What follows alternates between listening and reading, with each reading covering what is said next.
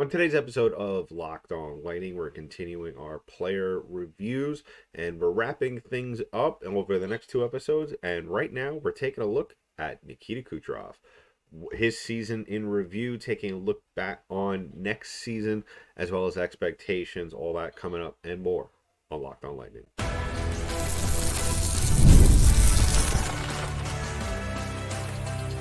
You're Locked On Lightning, your daily podcast on the Tampa Bay Lightning, part of the Locked On Podcast Network, your team every day. And welcome to another episode of Locked On Lightning, part of the Locked On Podcast Network, your team every day. I'm your host, Adam Danker. Thank you for joining me on this episode of Locked On Lightning. Please go ahead and subscribe to the podcast. Give us a follow wherever podcasts are distributed in audio form. We're also available on YouTube, so go ahead and subscribe to the channel there.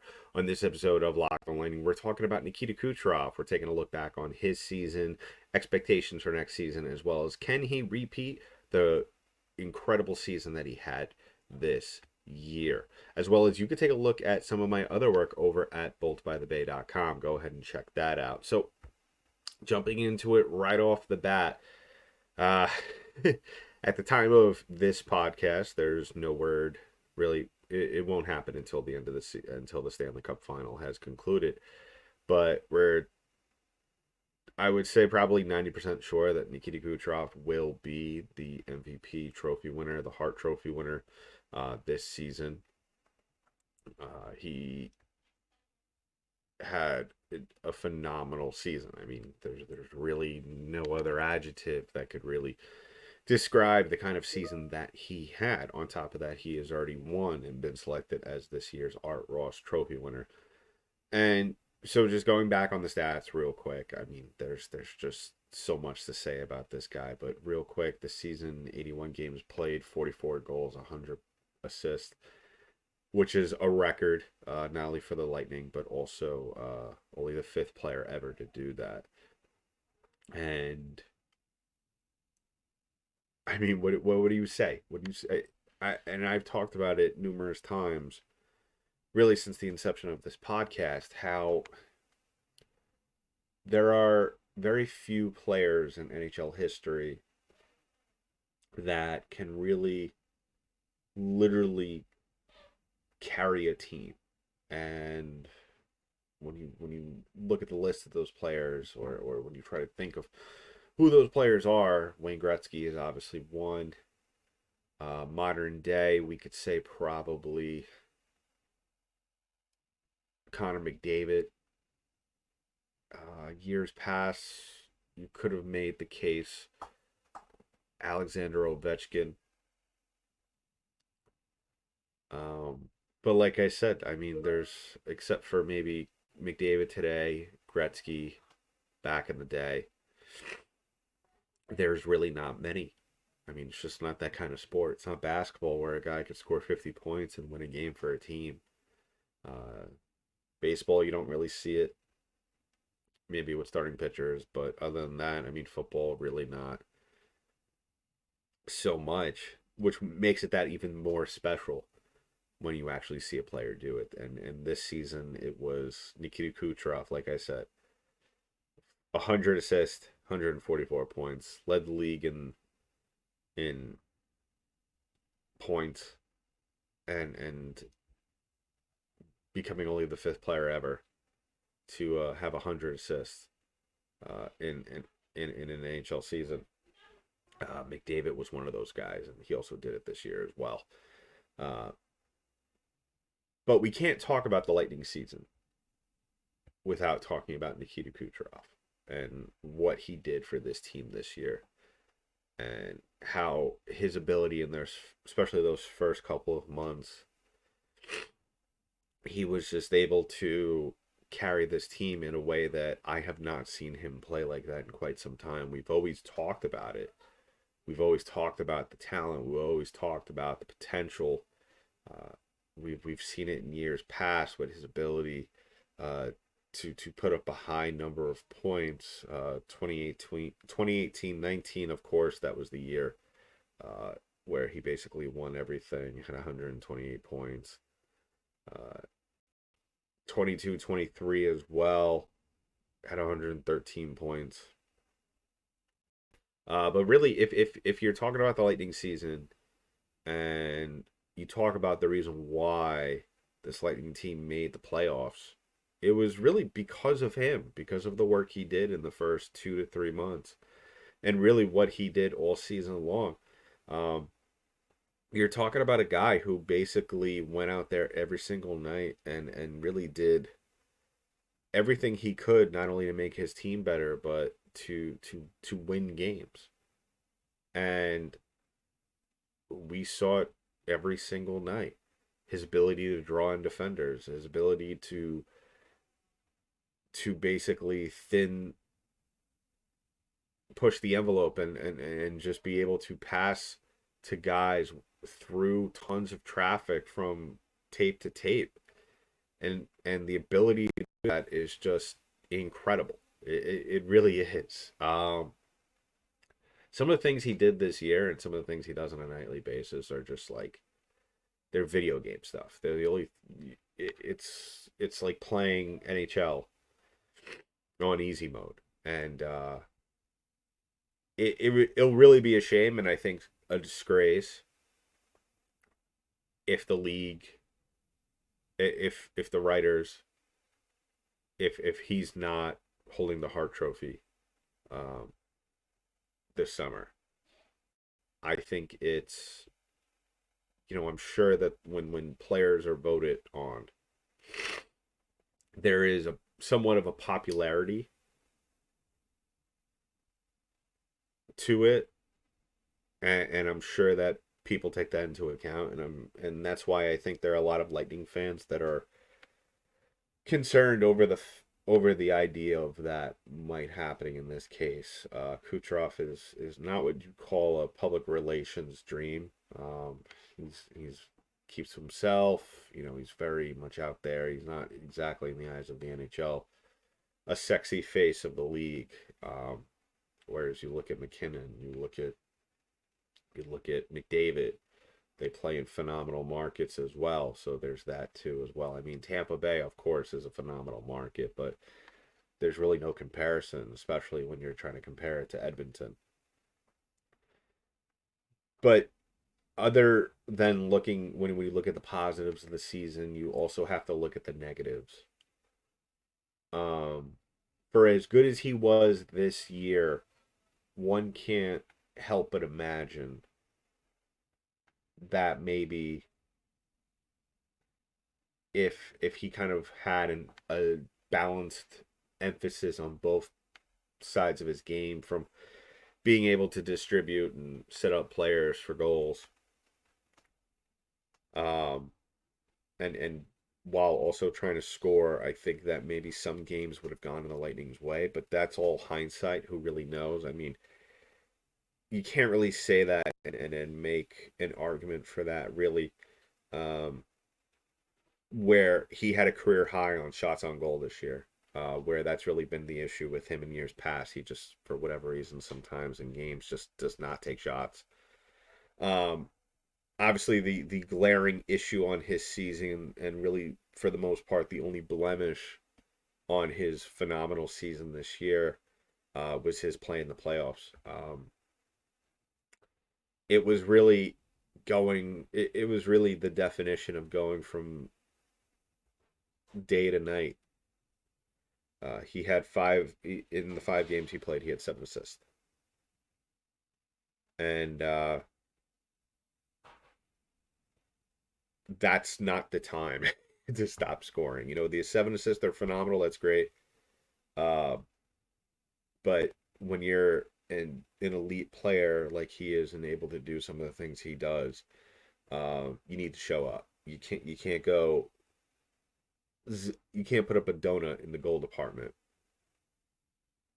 especially in round 1 of the playoffs. But having said that, and then we'll move on to our next segment in just a little bit. Having said that, I will say, this was a phenomenal season, and my grade for him for this season is still an A. The only thing that's holding me back from being an A+ unfortunately, is the playoff performance. It was really a bad way to end the season. So let me know in the comments below how you felt about his season. What percentage? I want to hear from all of you. What percentage do you think? Percentage of a chance do you think he has to win the Hart Trophy this season? So in just a little bit, we're going to talk about, can he repeat that same stat line or come close to it next season? We'll talk about that coming up in just a little bit. But first, we're going to talk about our first sponsor on today's show, and that is our friends at Game Time. Now, listen, people, summer is the time to go out, enjoy events, especially baseball. Okay? Baseball is in full swing right now, and Game Time is the official authorized distributor of Major League Baseball tickets. And with Game Time, you could get baseball tickets, MLB tickets, even faster and easier. Prices on Game Time actually go down as it gets closer to first pitch, with killer last minute deals, all in prices, views from your seat, and their lowest price guarantee. Game Time takes the guesswork out of buying MLB tickets. One of my favorite features is you could save up with their last minute deals, up to 60% off buying last minute for sports, concerts, comedy, theater, etc. Whatever it is, they got it. They also have this awesome all-in pricing feature. You could toggle this feature and it'll show the total up front with no surprise fees at checkout.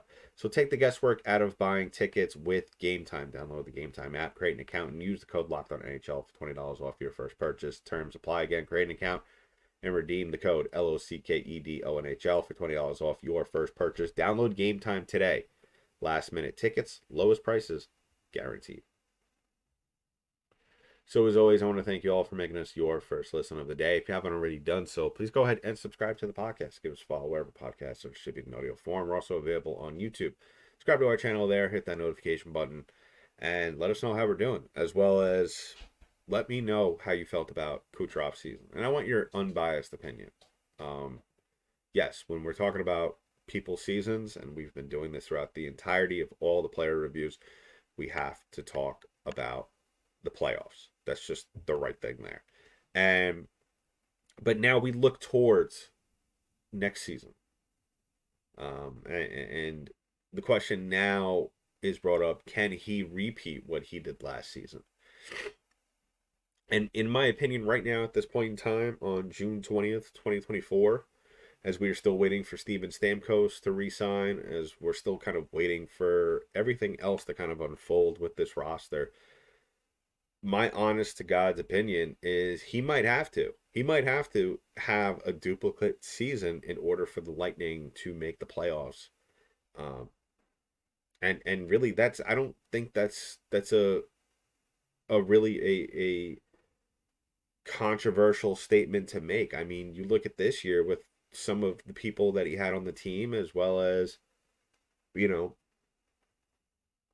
had Stamkos. You had Hedman, obviously. You had all your players, your stars, your points, your Pauls, your Sorellis, all that. And next season, on top of that, you also have Vasilevsky to start off the season. But I still think that, obviously you look from the bottom six, there's still a lot of holes. The defensive pairing is going to be a little suspect unless they figure something out. Yeah, McDonough's back. That's great, but that doesn't fix anything really. I mean, that solidifies one line, and that's it. But you still have other question marks there on the defensive side of things. I mean, that's one thing we didn't mention with Kucherov this season earlier in the episode, and I'll do it real quick, is that he played, I think this was arguably one of the best defensive seasons he's ever had. This was definitely one of the more physical seasons I've seen him have in his entire career. And the fact that he's doing that while putting up 140 plus points at his age is pretty impressive. And the fact that he played basically an entire season on top of that. But I think as for, can he repeat this next year? Absolutely. Unless we see some sort of rollover and hangover from the playoffs that works its way into the regular season, which I don't think it will. I think that if anything, the Lightning will be a lot more aggressive with how they use him this season, and I really think that especially this season where the Lightning may not have their best roster to start the season, I think that, they will absolutely make or even force Kucherov to go wild and kind of just, instead of running the offense through Stamkos like they have in years past, um, on purposely. I mean, even on years past, the offense has always flowed um, through Kucherov, regardless of the fact that the offense is trying to be pushed through Stamkos. I think that this will be really the year that we see a lot of sequences and plays kind of centered around Kucherov and kind of, very well with the amount of rate the high rate of shots on goal that we might see from him this season after coming off a career year where he had over 300 shots on goal. I wouldn't be surprised if he scores 50 goals this year, which would also be a career high, which would be a crazy thing to think about. I mean, as for points, I really don't know. I mean, it's one of those things where, is 6 extra goals gonna affect the amount of points that he gets or assists? I don't know. I mean, it really depends on what we see from other guys. I mean, it really depends on if Stamkos comes back. I mean, yeah, we all love and like to think that he is, but nothing sure. I'm not taking anything for granted until I see something solid where it's official, where he's back. Um, and that's really what it comes down to. I mean, the guy he has the talent to score 50 plus goals every year. Quite honestly, he just chooses not to because this team needs him as the facilitator that he is. But in summation, I do really think that he can get back to that 144 point mark and even surpass that, maybe even get up to 150. Especially if the Lightning are now making an absolute all-out effort to run their offense through him. Like I said, teams will try to buckle down on him, and we've seen that over the last couple of years, especially. And all it's done is he's just really played through it and gotten better because of it. Uh, his stick handling, his creativity off the puck as well. It really, he's the complete package. I mean, when I look at the NHL, and I'm not being biased, when I look at the NHL and I think of the top three forwards in the league, I think of, McDavid obviously first, and then I think on any night of the week you could interchange McKinnon and Kucherov in that top three, depending on, how they're playing as well as points scored. So I think it's definitely repeatable. I think it's something that is definitely even possible to happen. So let me know in the comments below how you feel about that. I mean, it's not a crazy assumption to think that will happen. So let me know. So coming up in just a little bit, as we always do when we wrap up a player review session, we will be talking about expectations for next season. We'll talk about that in just a little bit. But first, we're going to talk about our last sponsor on today's show. I want to introduce you, if you haven't been introduced already, Lightning fans, to talk about our new partners, and that is our friends from the mobile game Ultimate Hockey GM. Have you ever dreamed of becoming an NHL GM and managing your hockey franchise? Do you think you could run the Tampa Bay Lightning better than Julien Brisebois? Maybe. I think some of us can. Well, your dream can come true, and this game is most definitely for you. Manage every strategic aspect of your team, play through the seasons, and lead them to glory. Hire the right coaches and staff, trade players or draft picks, navigate through free agency and the draft, all in a challenging, realistic game world. As a Lightning fan, there's no off-season. GMs are constantly making moves at every point of the year to improve their team's chances. And that's why I think you are going to love this game. I've played this game before we even became partners with them, and it's phenomenal. I mean, really, it's as realistic as you could get to becoming a GM without actually getting hired by an actual franchise. So go ahead and check this game out. And the best part about it is Ultimate Hockey GM is completely free and playable offline. Play on the go as you want and when you want to. By the way, Locked On NHL listeners and network listeners get 100% free boost to their franchise when using the promo code Locked On NHL in the game store. So make sure to check it out. Download the game. Just visit hockeygm.app. That's hockeygm.app, or look it up on the app stores. Ultimate Hockey GM. Start your dynasty today. So, as always, and one last time for today's show, I want to thank you all for making us your first listen of the day. If you haven't already done so, please go ahead and subscribe to the podcast. Give us a follow wherever podcasts are received in audio form. We're also available on YouTube, so go ahead, subscribe to our channel there, hit that notification button, and as soon as the newest episode drops, you'll be notified. So, talking about expectations for next season, I think obviously when you're talking about expectations for Kucherov, the number one thing has to be, and I don't care how long it's been, but he's got to stay healthy, especially at this point in his career, and especially when really the Lightning need him now more than ever. And really the fact that it's really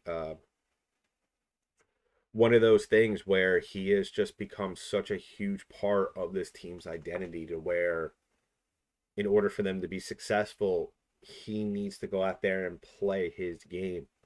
And I think that was like some of the issues that we saw from this season, where it wasn't so much a blame on the Lightning. It was more so on Kucherov, because we've talked about this throughout the course of the season, where there's games where he is just so aggressive, and it's wild. I think there was one game this year where he had like 7 shots on goal. It was insane.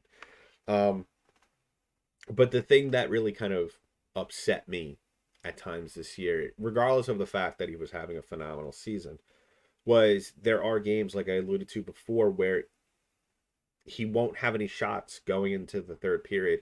And that's a huge issue. That's always been a huge issue. I mean, we've talked about it all the time over the last couple of seasons, how he really just, there are games where it just kind of looks like, I don't know if he's just disinterested, or he just woke up on the wrong side of the bed, or he's just not feeling it that night. But it's one of those things where, yeah, he eventually does turn it on in the third period, but in the third period, down by 3 goals or whatever the deficit might be at that time, it really doesn't help, if you're putting up 5 shots at that point. I mean, a desperate hockey team is a team that is normally not successful.